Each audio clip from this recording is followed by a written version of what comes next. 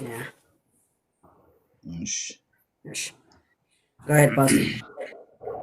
እሺ በድጋሚ ሁላችሁንም በጌታ ስም ሰላም ብያለሁ። የእግዚአብሔር ጸጋ እና ሰላም ባላችሁበት ይብዛላችሁ። እንግዲህ የእግዚአብሔር ኪንግደም አስተሳሰብ የሚለውን በጣም በእግዚአብሔር ቃል እየተማማረ ነው። ብዙ ድምፅ አለ። ለምንድን ነው ተርን ኦን ነው ተርን ኦፍ ማይክ ብሎ ነው? ቪዲዮውን ክፈተው። ኦ ኦኬ አም ሶሪ ረስቻለሁ። ኦኬ እንትን እንዳይሆንብኝ እንደዛ ይችላል። ወይም እንትን ላድርገው መሰለኝ። እንትን አደረገች፣ ቆረጠችኝ። አስተካክላት፣ ትንሽ ወረድ። አሁን አሪፍ ነው። በዚህ ልክ እሺ። የእግዚአብሔር መንግስት ምን አይነት አስተሳሰብ በኪንግደም ውስጥ ሊኖረን እንደሚገባ ስንማማር ቆይተናል እና እንግዲህ ትላንት የነበረውን ብቻ በተወሰነ ደረጃ ጀስት ለማስታወስ ነው የምናገረው። በክርስቶስ ያመነ የዳነ ሰው እውነት ነው አዲስ ፍጥረት ሆኗል። አዲስ ማንነት ወይም ኒው ሰልፍ አለው። ያ ሰው ደግሞ በየቀኑ በቃሉና በመንፈሱ አእምሮ እየታደሰ ክርስቶስን ወደ መምሰል ህይወት መለወጥ እንዳለበት አይተናል። ኦኬ፣ ስለ መለወጥ ነው የተነጋገርነው ማለት ነው። በአዎንታዊ ጎኑ የእግዚአብሔርን ፈቃድ በኪንግደም ውስጥ እያወቅን እና እየኖርን ፐርፎርም ለማድረግ ነው። ሁለተኛው ደግሞ ይህንን ዓለም አትምሰሉ ስለሚል በአሉታዊው ዓለምን ከመምሰል ህይወት እየወጣን እየተለየን እንድንኖርና ክርስቶስን እንድንመስል ነው ብያለሁ። በዚህ ሀሳብ ላይ ሁለት ቱልስ አሉ ብያለሁ። አንዱ ቃሉ ነው፣ ሁለተኛው መንፈሱ ነው፣ መንፈስ ቅዱስ ነው። በቃሉና በመንፈሱ አማካኝነት ነው እየታደስን እና እየተለወጥን የምንሄደው። ይሄ መሰረታዊ ነገር ስለሆነ ትላንት በደም ጊዜ ሰተን አይተነዋል። ዛሬ የምንቀጥለው ስለ ኪንግደም ሚኒስትሪ ነው። በመንግስት ውስጥ ሁላችን እኩል የተሰጠን አገልግሎት አለን። ሁላችን እኩል የተሰጠን አገልግሎት አለን እና ያንን በሚመለከት ነው የምናየው። እንግዲህ ብዙ ጊዜ ሰዎች አገልግሎት የሚለውን ኮንሰፕት ሲሰሙ ወይም አገልግሎት የሚለውን ቃል ሲሰሙ ወደ አእምሯቸው የሚመጣው ነገር መድረክ፣ ምስባክ ላይ መቆም፣ ማይክ መያዝ ወይም ማይኩን መጨበጥ ነው የሚታያቸው። ከዛ ውጪ አገልግሎት ያለ አይመስላቸውም። ሁሉም አገልጋይም እንደሆነ አያስቡም። በእግዚአብሔር ኪንግደም ውስጥ እመጣለሁ የምናነበው ክፍል ስላለ ሁላችን አገልጋዮች ነን። ባይዘዌ ሎካል ቸርች ውስጥ ነው አገልጋይና ምዕመን የሚባለው ይሄ ዱዋሊስቲክስ ቪው ወይም ሁለታዊነት አስተሳሰብ የመጣው። አክቹዋሊ ኃጢአት ላይሆን ይችላል። ኢቭን የመጣውም እንኳን ሂስቶሪካሊ ወደኋላ ሄዳችሁ መጽሐፍትን ብታጠኑ፣ የቤተ ክርስቲያን ታሪክን ብታጠኑ በካቶሊክ ቤተ ክርስቲያን ውስጥ አገልጋዩ ከምዕመኑ ሊጠቀመው የሚፈልገውን ወይም ደግሞ በምዕመኑ ላይ ስልጣኑን ተጠቅሞ ሊያገኘው የሚፈልገውን ነገር በማሰብ ነው ይሄ ሁለታዊነት አስተሳሰብ ምዕመንና አገልጋይ የሚለው ሀሳብ የመጣው እውነት ነው። ሐዋርያት ሥራ ላይ ከቤተ ክርስቲያን ከደቀ መዛሙርት መብዛት ጋር ተያይዞ ሐዋርያቱ ሁሉንም ኃላፊነት ሲይዙ እናንተ ሁሉንም መያዝ የለባችሁም፣ የእግዚአብሔር መንፈስ ያለባቸው ጥበብ የሰጣቸው እግዚአብሔርን የሚፈሩ ይምጡና እናንተን ደግሞ ይርዷችሁ ተብሏል። ይሄ በሎካል ቸርች ውስጥ ያለውን ሚኒስትሪ ነው። ያ ማለት ግን እነ ጴጥሮስ ከሌላው ምዕመን በሃይራርኪ የተሻሉ ሆነው ማንነታቸው በጣም የተሻሉ ሆነው ሳይሆን እነሱን የጠራ ጌታ ሌሎችንም የጠራ ጌታ ነው። እነዛ ግን በአንድ ኪንግደም ውስጥ አንድ ናቸው። ኢኳል ፖዚሽን ናቸው። እኩል ናቸው። እኩል ኃላፊነት፣ እኩል ጊዜ፣ እኩል እድል፣ እኩል ሚኒስትሪ፣ እኩል ጸጋ ለሁሉም የሚሰጥ በኪንግደም ውስጥ አንድ ብቻ ነው። መጽሐፍ ቅዱስ እንደሚል ከፍ ከፍ ባለ ጊዜ ምርኮን ማረከ፣ ደግሞ ስጦታንም ሰጣቸው ነው የሚለው። ለይቶ ፒካውት አድርጎ አይደለም የሚሰጠው። ኪንግደም ውስጥ ሰጠ ስጦታው፣ እኩል ነው የመጣው ማለት ነው። አካሉን በኪንግደም ውስጥ ቤተ ክርስቲያን ለማነጽ እስከሆነ ድረስ እግዚአብሔር የሚሰጠው ጸጋ ለሁሉም ነው። እንደሱ ስጦታ መጠን ለእያንዳንዳችን ጸጋ ተሰጠን ነው የሚለው እግዚአብሔር ቃል። ኦኬ ኪንግደም ውስጥ ልብ በሉ፣ ስለ ቤተ ክርስቲያን አገልግሎት አይደለም እያወራሁ ያለው። ቤተ ክርስቲያን ውስጥ የአይነት ዲሲፕሊን ይኖረናል። መጋቢዎች አሉ፣ ነቢያቶች አሉ፣ መሪዎች አሉ፣ ወንጌላውያን አሉ፣ ሌሎችም ይኖራሉ። ሎካል ቸርች ውስጥ የተቀመጠ ዲቫይን ኦርደር አለ፣ የመለኮት ስርዓት አለ፣ እግዚአብሔር ራሱ ያስቀመጠ። አሁን እኔ ከሎካል ቸርች ወይም ከአንድ ቤተ እምነት አስተምህሮ አደረጃጀትና ልምምድ በጣም ሩቅ የሆነ ሀሳብ ነው እየተናገርኩ ያለሁት፣ መያዝ ያለባችሁ። ኦኬ ምንድን ነው? ስለ እግዚአብሔር መንግስት ስለሆነ እያወራን ያለ ነው። በእግዚአብሔር ኪንግደም ውስጥ አንድ መሪ ብቻ ነው ያለው፣ አንድ ጌታ ብቻ ነው ያለው፣ አንድ ዋና ብቻ ነው ያለው፣ ጌታ ነው እሱ። ይህንን ጌታ በህይወታችን ላይ አንግሰነው ነው በዚህ ኪንግደም ውስጥ ያለ ነው። ኦኬ አገልግሎትን በሚመለከት እስኪ በዚህ ኪንግደም ውስጥ ምን እንደሆነ እኔ አንደኛ ጴጥሮስ ምዕራፍ 2 ላይ ቁጥር 9ና 10 አነባለሁ። አንደኛ ጴጥሮስ ምዕራፍ 2 ቁጥር 9ና 10 በአዲሱ መደበኛ ትርጉም ነው የማነበው። እናንተ ግን ከጨለማ ወደሚደነቅ ብርሃን የጠራችሁ የእግዚአብሔርን ታላቅ ሥራ እንድታውጁ የተመረጠ ትውልድ፣ የንጉሥ ካህናት፣ ቅዱስ ሕዝብ፣ እግዚአብሔር ለርስቱ የለያችሁ ሕዝብ ናችሁ ይላል። አሁን ሁለት ነገር ነው እዚህ ላይ በደንብ አጉልተን እንድንይዝ የምፈልገው።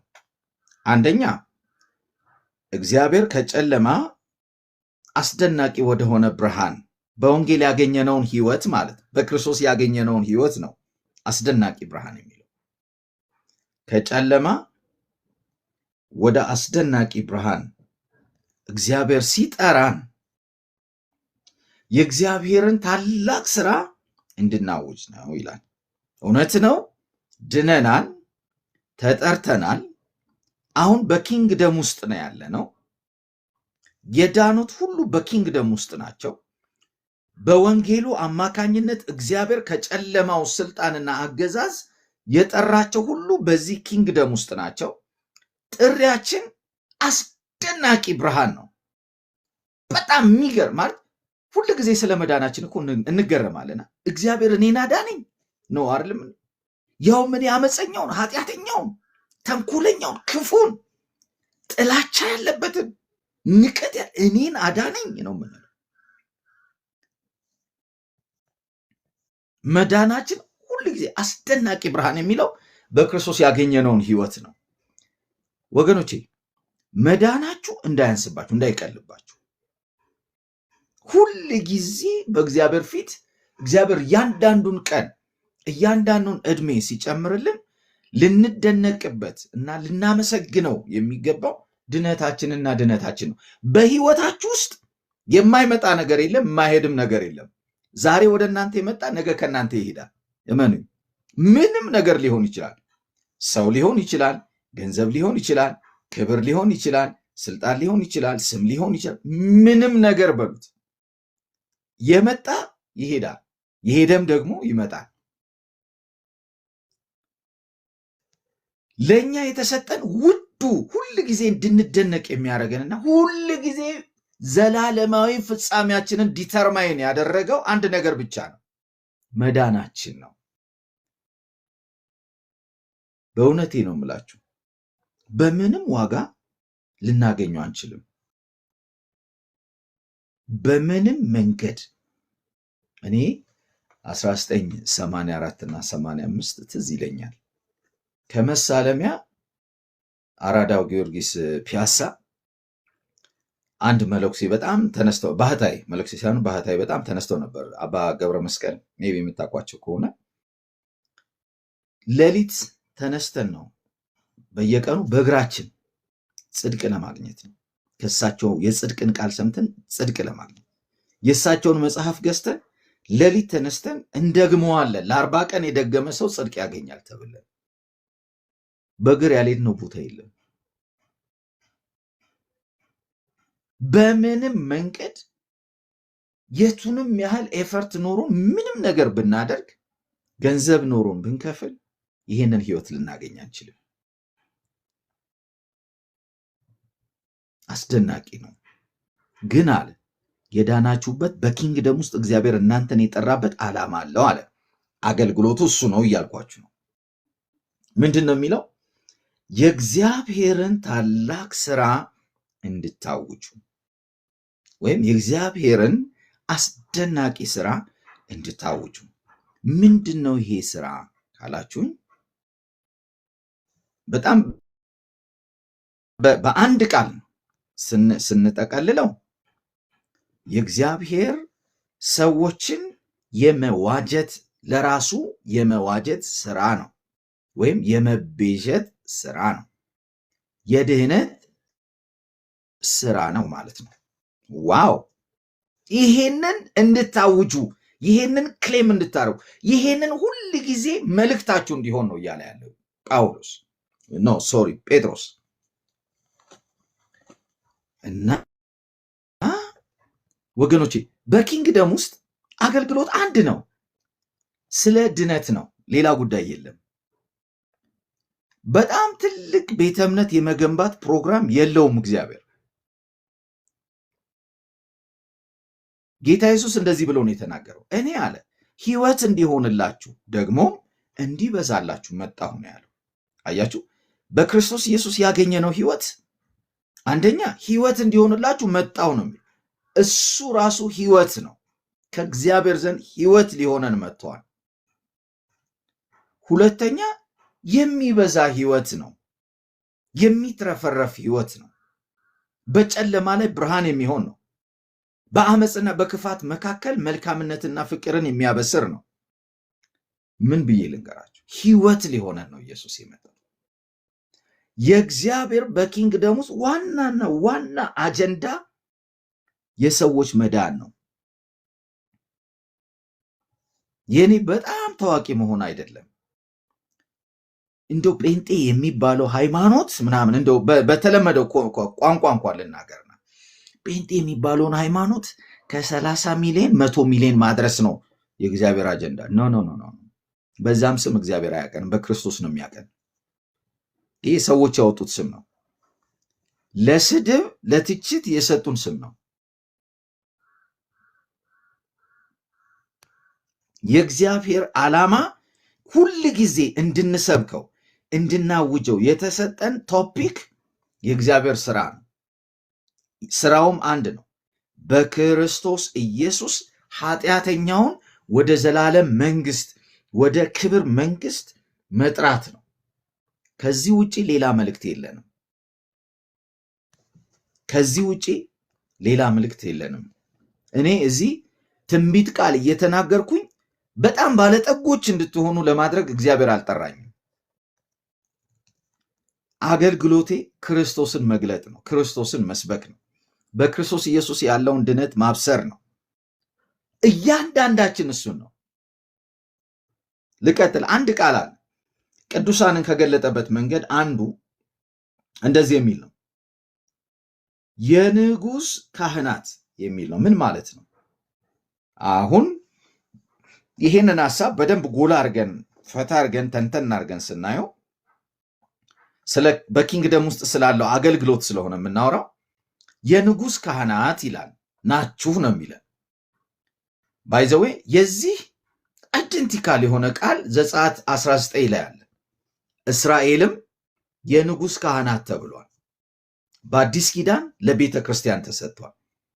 ፖዚሽናሊ በእግዚአብሔር ኪንግደም ውስጥ ቤተ ክርስቲያን ልክ በብሉይ ኪዳን እስራኤል እንደነበረችው በአዲስ ኪዳን ቤተ ክርስቲያን የንጉሥ ካህናት ናቸው።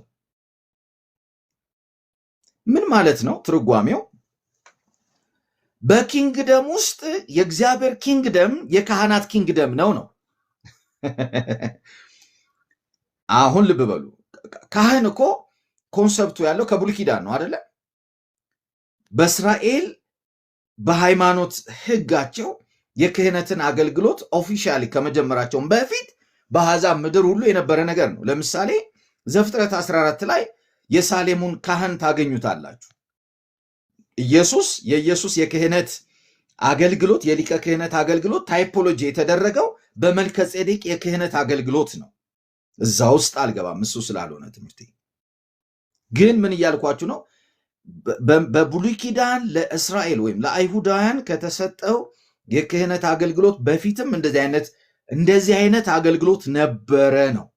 እንደ ማሳያ ለምሳሌ ቤተሰብ እንደ ካህን የቤተሰቡን ኃላፊነት በእግዚአብሔር ፊት ይዞ የመቆም ልምምድ ነበረ። ለምሳሌ ኢዮብን ማየት ትችላላችሁ። ኢዮብ ምናልባት ልጆች ኃጢአት እንኳን ቢሰሩ ብሎ ስለ ልጆቹ በእግዚአብሔር በአምላኩ ፊት ምን ያቀርብ ነበር? መስዋዕት ያቀርብ ነበር።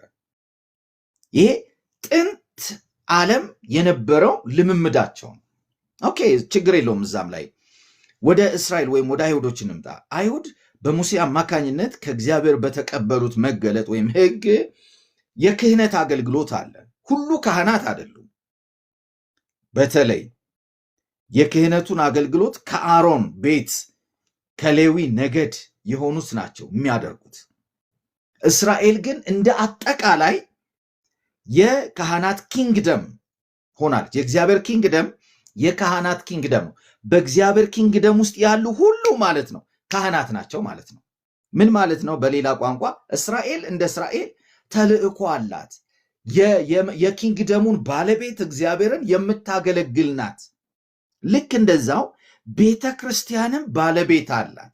የእርሱን ፈቃድ የምትፈጽም የምታገለግል ናት ማለት ነው።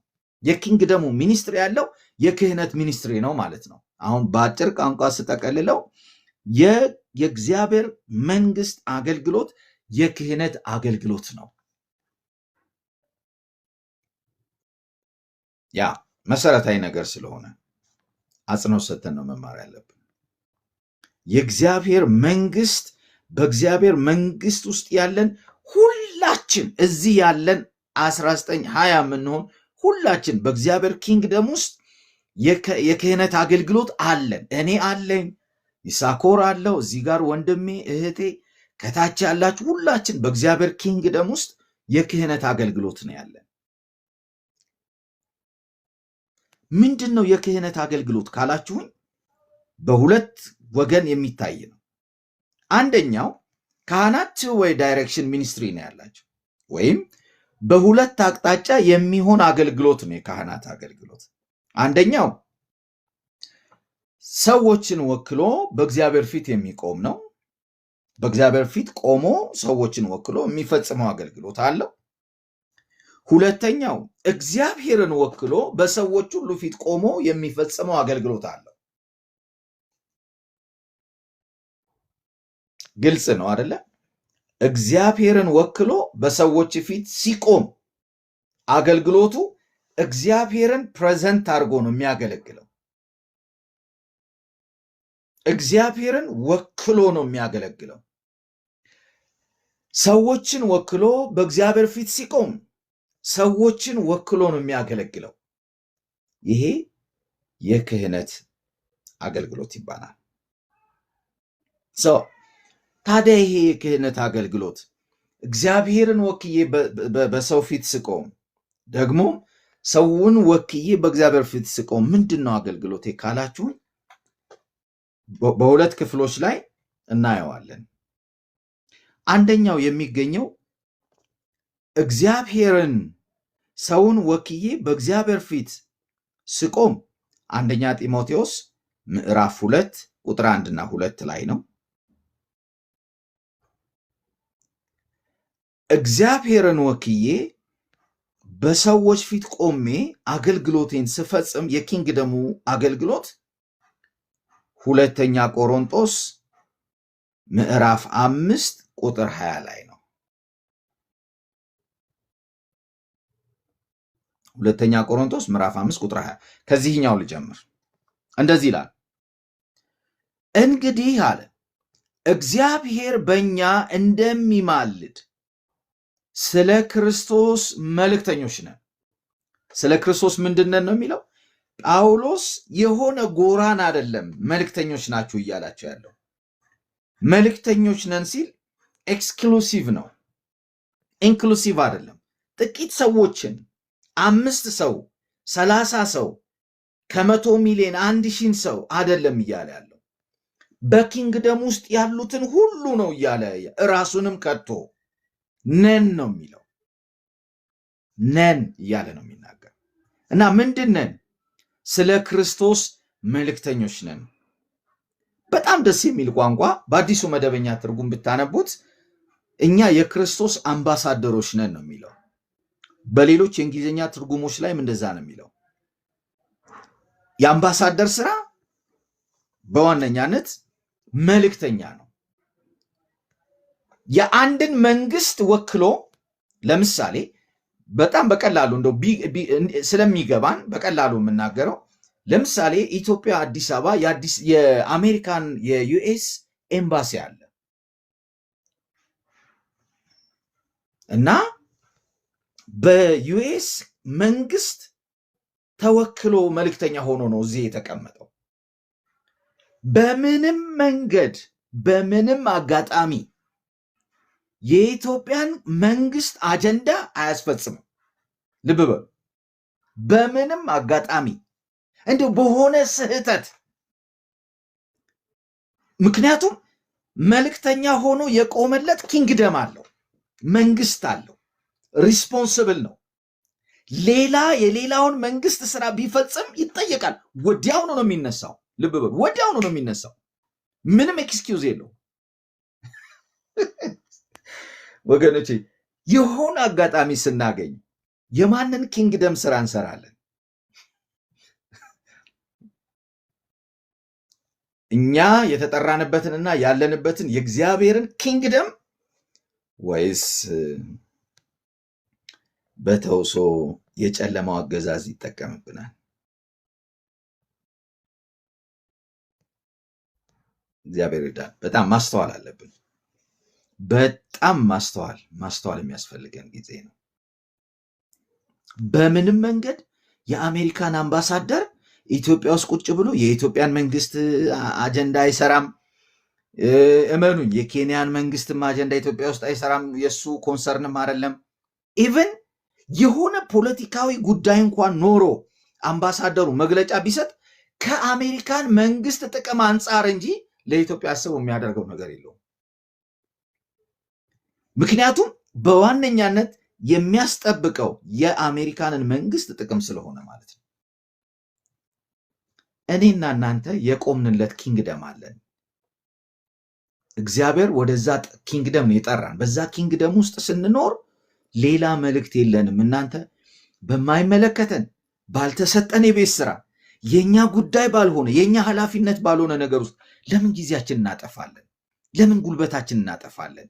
ለምንስ ህመም እናመጣለን? ወደ ህይወታችን፣ ወደ ቤታችን፣ ወደ ትዳራችን ለምን ህመም እንጠራለን? ያልተሰጠንን እኔ አንዳንድ ጊዜ ሰው እንደው ቆም ብሎ ማስተዋል ቢችል ይሄ የኔ ሪስፖንሲቢሊቲ እኔን ይመለከተኛል፣ የኔ የቤት ስራ ነው፣ የኔ ጉዳይ ነው። እኔ እኮ የእግዚአብሔር መንግስት አምባሳደር ነኝ። እንደኔ ያለ ሰው እኮ ጌታ የለውም። በቃ እኔ ባለሁበት መንደር፣ እኔ በምኖርበት ከተማ ለክርስቶስ ኪንግደም ያለሁት እኔ ነኝ እኮ። እኔ ነኝ መልእክተኛው። ሰው አምባሳደር ነኝ የሚለውን በደንብ ያዙልኝ። መልእክተኛ ነኝ የሚለውን የክርስቶስ መንግስት አምባሳደሮች ነን። ዋው! እንዴት ደስ የሚል ነገር ነው። የክርስቶስ መንግስት አምባሳደሮች ነን። ከዚህ ውጪ ሌላ አሳይመንት የለንም። ሌላ የቤት ስራ፣ ሌላ ኃላፊነት፣ ሌላ አደራ የተሰጠን የለንም። እኛ የሰማዩ መንግስት እግዚአብሔር በልጁ በኢየሱስ ክርስቶስ ወደ ጠራን የዛ ኪንግደም እኔ መልእክተኛ ነኝ። አንተ መልእክተኛ ነው። ከእግዚአብሔር ኪንግደም ውጪ ሌላ አጀንዳችሁ አይሁን። ከእግዚአብሔር ኪንግደም ውጪ ሌላ መልእክታችሁ አይሁን። ለምን ኪሳራ ይሆናል ህይወታችሁ? በፍጹም እንዳታደርጉት፣ በፍጹም። እግዚአብሔር ይመስገን። አሁን የገባው ወንድም ፋንቱ ነው። ወንድም ነው እህት? ማይክ ኦኬ፣ ቴንክ ዩ። በፍጹም እንዳታደርጉት። ሰው ምንድን ነው አገልግሎቱ? መልእክተኛ ነን፣ አምባሳደሮች ነን። የኢትዮጵያ መንግስት ለምሳሌ ኬንያ ሀገር አምባሳደር አለው። ከሀገሪቷ መንግስት አመራር የሚሰጠው አጀንዳ አለው። ያንን ነው በዛ ኪንግደም ውስጥ የሚያስፈጽመው። ከዛ ውጭ የሚሰራው ነገር የለውም። እኛስ ታዲያ በእግዚአብሔር ኪንግደም ውስጥ አሁን በዚህ ዓለም ስንኖር ምንድነው? አምባሳደሮች ከሆንን መልእክተኞች ከሆንን ምንድነው መልእክታችን? ምንድነው አገልግሎታችን? እዚህ ስፍራ ላይ እንደዚህ ነው የሚለው፣ መልእክተኞች ነን ካለ በኋላ ምንድነው መልእክታችን የሚለውን ከእግዚአብሔር ጋር ታረቁ ብለን ስለ ክርስቶስ እንለምናለን። ከእግዚአብሔር ጋር ታረቁ ብለን ስለ ክርስቶስ እንለምናለን። መልእክታችን እርቅ ነው።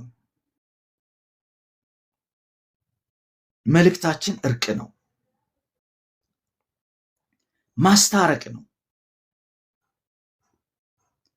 እያለ ያለው ከእግዚአብሔር ጋር ነው እርቁ እንዲሆን የተፈለገው። ሰው ከእግዚአብሔር ጋር ተጣልቷል። ኃጢአት የሚባል በሽታ ሰው ውስጥ ገብቷል። የሰው ልጅ መሰረታዊ ችግር የገንዘብ እጦት አይደለም፣ ድህነትም አይደለም። የሰው ልጅ መሰረታዊ ችግር አካላዊ ህመም አይደለም። የሰው ልጅ መሰረታዊ ችግር ብላ ብላ ብላ ሌላም አይደለም። ቤዚክ ፕሮብሌም ኃጢአት ይባላል። የሰው ልጅ መሰረታዊ ችግር ደግሜ ልናገር ኃጢአት ነው፣ ሌላ አይደለም። በሰው ህይወት ውስጥ ያሉ ፐርሰናል በራስ ህይወት ውስጥ ከሌሎች ጋር ባለው መስተጋብር ከተፈጥሮ ጋር ሁሉ ባለው ግንኙነት ቁርኝነት ያሉ ችግሮች ሁሉ ኮዛቸውን ሄዳችሁ ስትፈትሹ የምታገኙት ሰው ኃጢአት የሚባል ነገር ወደ ህይወቱ መጥቶ ቪክቲም ካረገው በኋላ የመጡ ናቸው። ኢንክሉዲንግ ሞት። የሰው ጠላት ራሱ አልቲሜትሊ ሞት ነው አይደለ? በኃጢአት ምክንያት እኮ ነው ሞት ወደ ሰው ህይወት የመጣው። በኃጢአት ምክንያት ነው ሞት ወደ ሰው የመጣው።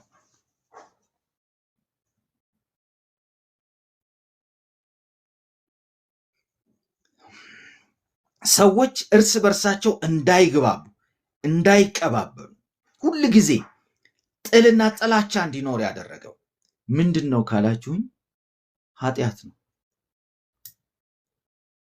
ቲቶ ምዕራፍ 3 ላይ እናንተ አንብቡት፣ ቁጥር 3 ላይ 3 ላይ ኃጢአት ሁል ጊዜ የምንጠላላ የምንጣላና የምንገዳደል ሁሉ ነበርን ነው የሚለው ጳውሎስ። የኃጢአት ፕሮብሌም ነው። የኃጢአት ፕሮብሌም ነው። ኃጢአትን በጣም ብዙ ምርምር በማድረግ በተጻፉ መጽሐፍት ወይም በጣም ፊሎሶፈሮች በጻፉት መጽሐፍ በፍልስፍና ልናጠፋው አንችልም። ኃጢአት ሰው ከኃጢአት ነፃ ሊሆን የሚችለው በክርስቶስ አማካኝነት ከእግዚአብሔር ጋር እርቅ ሲያደርግ ብቻ ነው።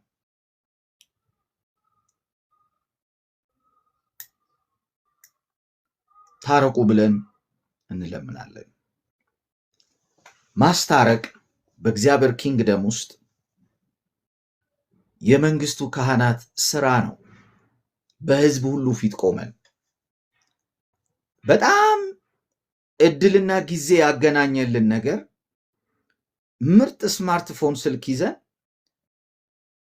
ቲክታክ ከፍተን ቀኑን ሙሉ አንዱ ሌላውን እንዳይቀበል፣ አንዱ ሌላውን እንዳይሰማ፣ ወደ ህይወት ወደ ብርሃን እንዳይወጣ ጥላቻን፣ ክፋትን፣ አመፅን፣ ወዳጅነትን ሳይሆን ጠላትነትን እንዲፈጠር የምንሰራ ሰዎች በእግዚአብሔር ኪንግደም ውስጥ የኛ ስራ አይደለም።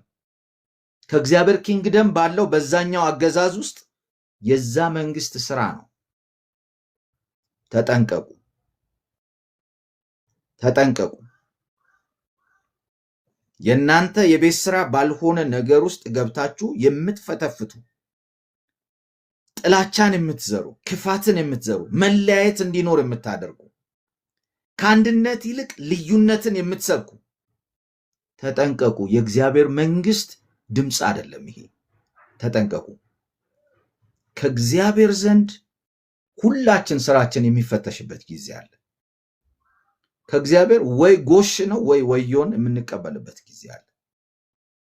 ግን ዛሬ የምንዘራውን ነገር አውቀን እንዝራ። የኛ መልእክት፣ የኛ ስራ፣ የኛ አጀንዳ ባልሆነ ጉዳይ ውስጥ አንግባ። ተጠንቀቁ። እጆቻችንን እንሰብስብ። ለአንደበታችን ልጓም ይኑረን።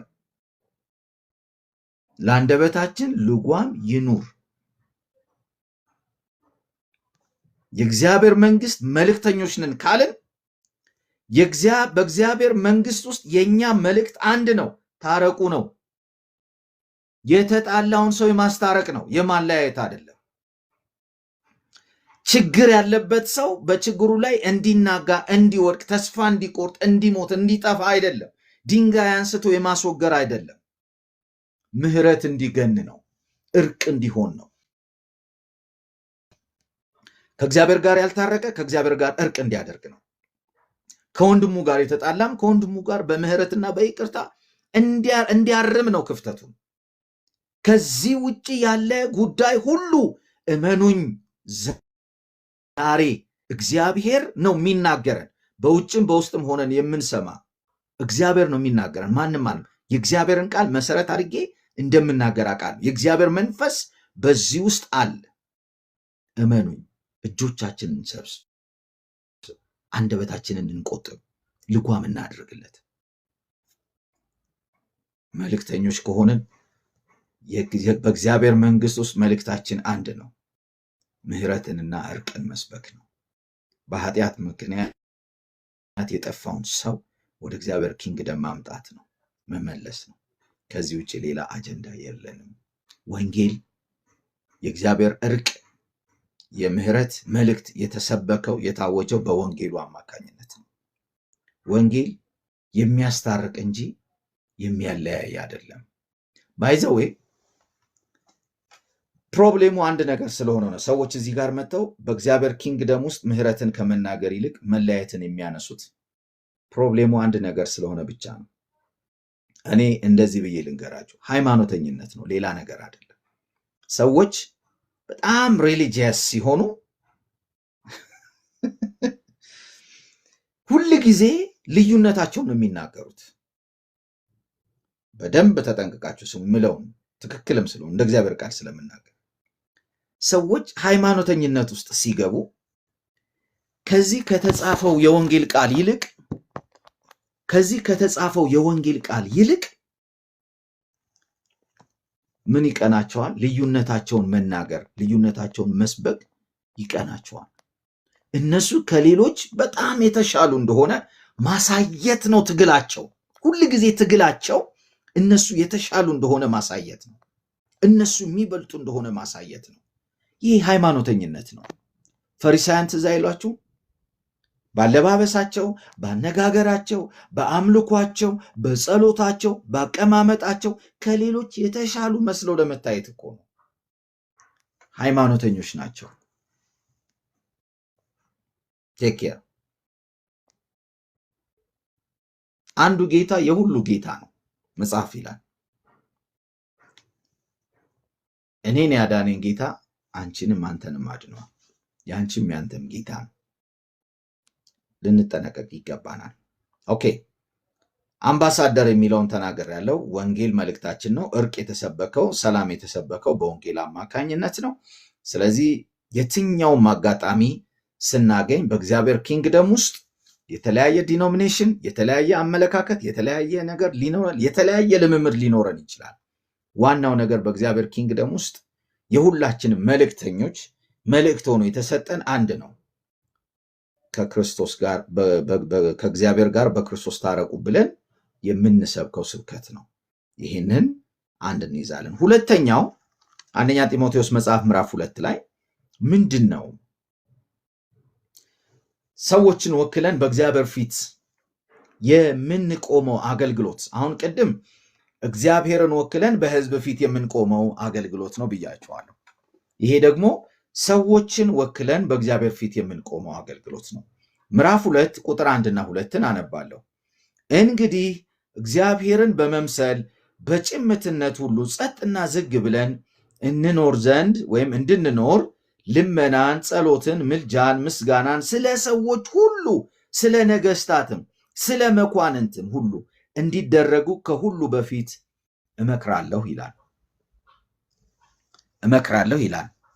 ዋው! ከሁሉ በፊት የምትለው ቃል መሰረታዊ ናት። በመሰረቱ በአዲሱ መደበኛ ትርጉም ላይ ስታነቡ ከሁሉ በፊት የሚለውን አስቀድሞ ነው የሚጀምረው። አንደኛ ጢሞቴዎስ መጽሐፍ ልክፈተው እስኪ። አንደኛ ጢሞቴዎስ መጽሐፍ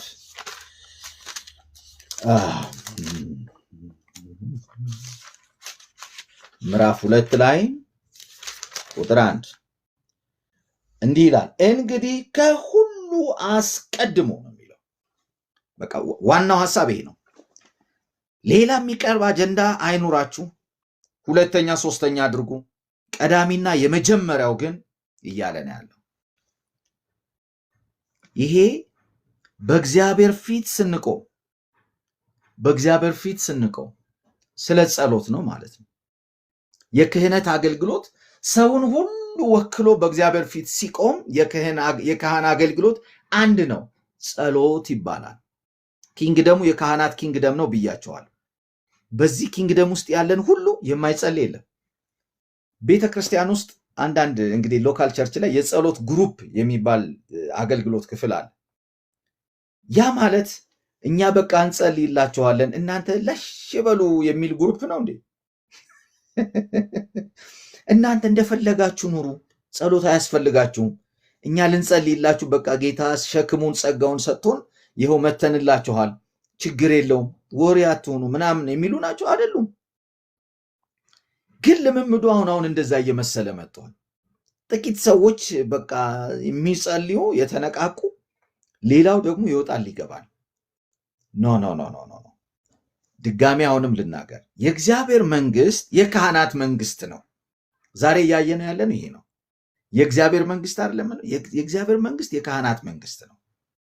በእግዚአብሔር ፊት ስንቆም ሊኖረን የሚገባው አቲቲዩድ ምን አይነት ጸሎት ነው መጸለይ ያለብኝ የሚለው ነው።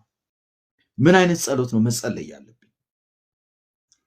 ያውም ቅድሚያ ሊሰጠው የሚገባው ፕራዮሪቲ፣ ስለ ራሴ ጌታ ሆይ እዚህ ጋር ያመኛል፣ ፈውስ እፈልጋለሁ ምናምን ከምለው ጸሎት፣ ሽሮ በርበሬ ጎድሏል፣ ጌታ ሆይ እፈልጋለሁ፣ ኪሴ ባዶ ነው ከምለው ጸሎት በፊት ማለት ነው።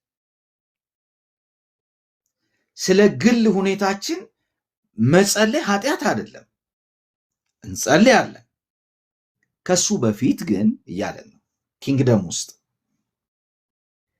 የእግዚአብሔር መንግስት ጸሎት፣ በእግዚአብሔር ፊት ስንቆም ስለ ሌሎች መካከለኛ የምንሆንበት ነው።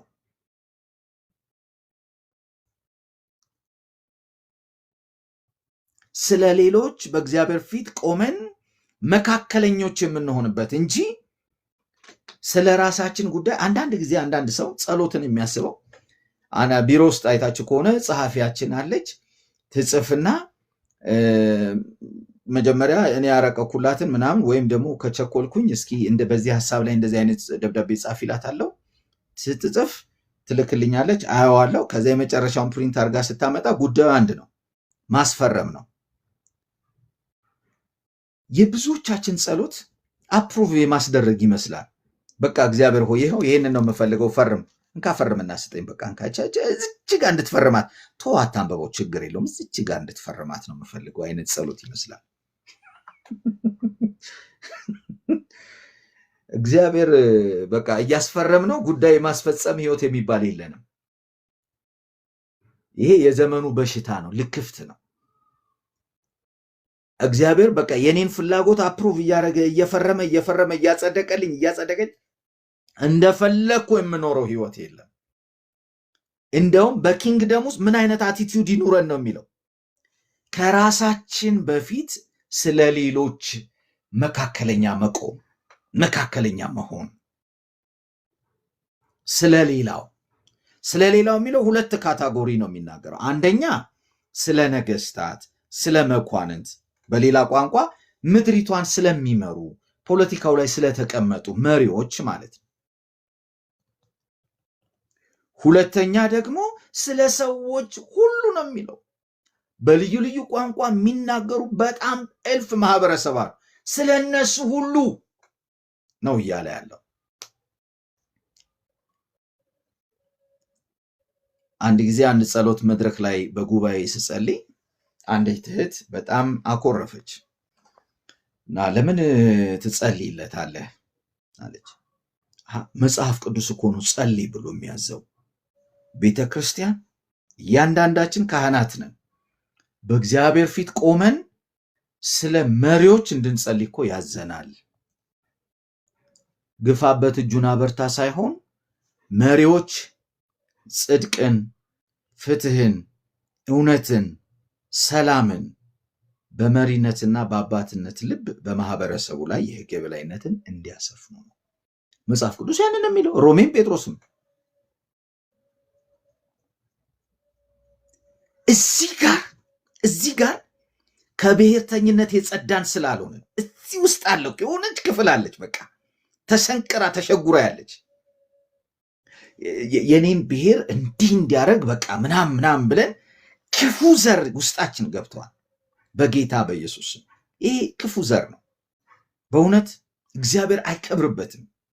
እግዚአብሔር እኮ ወደዚህ ኪንግደም የጠራን ከነገድ፣ ከቋንቋ፣ ከዘር፣ ከወገን ሁሉ ነው እግዚአብሔር የጠራን ወገኖቼ።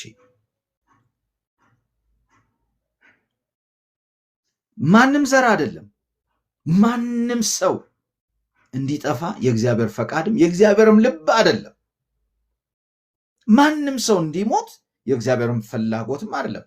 እኔ በእግዚአብሔር ኪንግደም ውስጥ እግዚአብሔርን ወክዬ ከሆነ የምጸልየው እንደ እግዚአብሔር የልቡ ፈቃድ ነው የምጸልየው። እንዴት ሰው ይሙት ተብሎ ይጸልያል? ነውር ነው።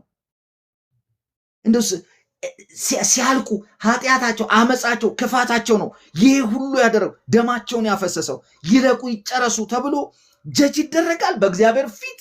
ካህን እኮ ለምልጃ እኮ ነው የሚቆመው። ካህን እኮ ምህረትን ከእግዚአብሔር ሊለምን እኮ ነው የሚቆመው። ካህን እኮ የእግዚአብሔርን ምህረት በህዝቡ ላይ ለማወጅ እኮ ነው የሚቆመው በእግዚአብሔር ፊት። እንዴት ፍርድ ይነገራል?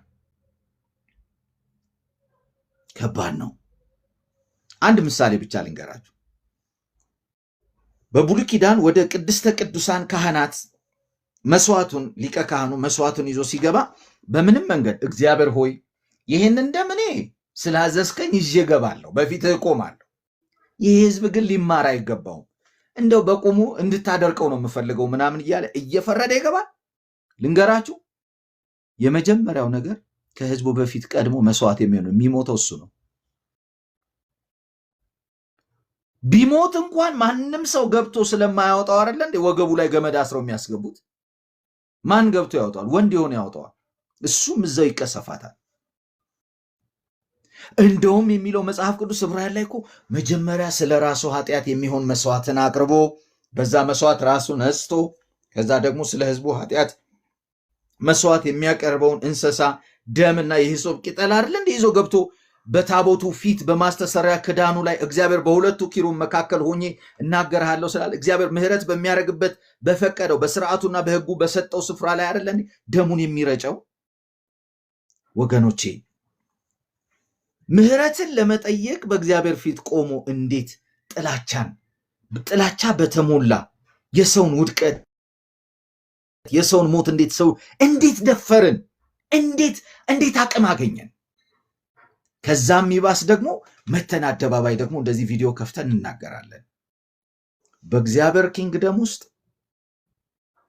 ጸሎታችን ከሁሉ አስቀድመን ማለት ከራሳችንም የግል ጥቅም፣ የግል ምቾት፣ የግል ፍላጎት በፊት ልንጸልይ የሚገባው ስለ ሌሎች ምልጃ ነው። ምልጃ ጸሎት፣ ስለ ሌሎች የልመና ጸሎት ነው።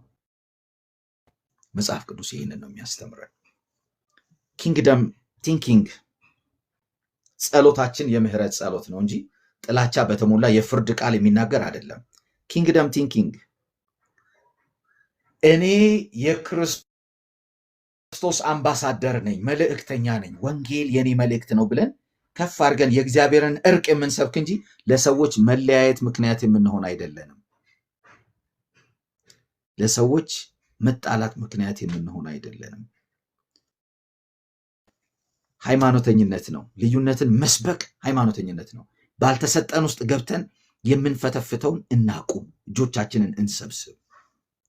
ክብር ለጌታ ይሁን። እንጸልይ። ጨርሻለሁ። እግዚአብሔር ቅዱስ አባት ሆይ በጌታ በኢየሱስም እናመሰግንሃለን። ክብር ለአንተ ይሁን። ጌታ መንፈስ ቅዱስ ሆይ ስለረዳህን፣ ጸጋ ስላገዘን፣ እግዚአብሔር ሆይ ሰማይ ስለተከፈተልን፣ ምሕረትህ በእኛ ላይ ስለገነነ እናመሰግንሃለን። እግዚአብሔር ሆይ ወደ መንግሥትህ ጠራህን። በሚያስደንቅ ብርሃን ውስጥ ያንተን ታላቅ ሥራ እንድናውጅ ነው። አቤቱ ጌታ ሆይ የተቤዠህን እኛን ያዳንክበት ይሄ ሥራ ታላቅ ነው። ሁሉ ጊዜ ልናመሰግን፣ ልንናገር፣ ልንመሰክር ይገባናል። ክብር ላንተ ይሁን። ደግሞ እግዚአብሔር የዘላለም አምላክ ሆይ እንደመጣው ቃል በእግዚአብሔር መንግሥት ውስጥ አገልግሎታችን የክህነት አገልግሎት ነው። ካህናት ነን ብለናል። ካህን እግዚአብሔርን ወክሎ በሕዝብ ሁሉ ፊት መልእክተኛ ነው፣ አምባሳደር ነው። ስለ እርቅ የሚለምን ነው። ካህን ሕዝብን ሁሉ ወክሎ በእግዚአብሔር ፊት የሚቆም ማላጅ ነው፣ የሚማልድ ነው። ምልጃ ጸሎትን ሁል ጊዜ የሚያቀርብ ነው። ከዚህ ውጭ ሌላ ስራ የለንም። እግዚአብሔር ሆይ ባክህ ያለ ልማድ፣ ያለ ስርዓት፣ ያለ ዕውቀት በአመፀኝነት የምናደርገውን የአደባባይ ድካማችንን ሁሉ ምሕረትን እንድታደርግልን እግዚአብሔር ሆይ በዚህ መንደር ውስጥ ያሉትን ማስተዋልን እንድትሰጣቸው፣ ለምግባራቸው አንተን መፍራት በልባቸው እንድትሰጣቸው በጌታ በኢየሱስም ጸልያለሁ። እግዚአብሔር አምላክ ስለ ሁሉ ተመስገን። ክብር ላንተ ይሁን። በዚህ ላለን ለኛ በቃል ያለውን ጥበብን ማስተዋልን ሁሉ ጨምርልን። ሁሉ ለክብር ይሁን። አሜን። በኢየሱስ ስም ተባረኩ። ይሴ አሜን። ጌታ ኢየሱስ ይባርክ። ፓስተር ተባረክ። ብሩክ ነህ። ሌሎቻችሁ እንግዲህ እግዚአብሔር የተባረከውን ስለነበረን ጊዜ እግዚአብሔር ሞቴን በሕይወት ቀይሮ ነገር ሊገለብጥ በጭንቀቴን እያሰፋ ከፍታ ለኔ ሊሰጥ አሁን ዘመን መጣ ከፊቴ ፋሬስ ብዬ የምጥስበት የያዘኝ ዳግም ላይዘኝ ሰብሬ የምወጣበት ሰባሪው ጌታ ከፊቴ ወጥቷል። አማሌክ ፈርቶ መንገዴን ለቋል። ክረምቱ አልፎ ጭጋጉ በንዷል። ዛሬ ላይ ለኔ የዜማ ጊዜ ሆኗል። አምልኮን ይዤ ልምጣ እኔም በተራዬ ሌሊቱን በሚያነጋው ታብሷል እምባዬ ሞቴን በሕይወት ቀይሮ ነገር ሊገለብጥ በጭንቀቴን እያሰፋ ከፍታ ለኔ ሊሰጥ አሁን ዘመን መጣ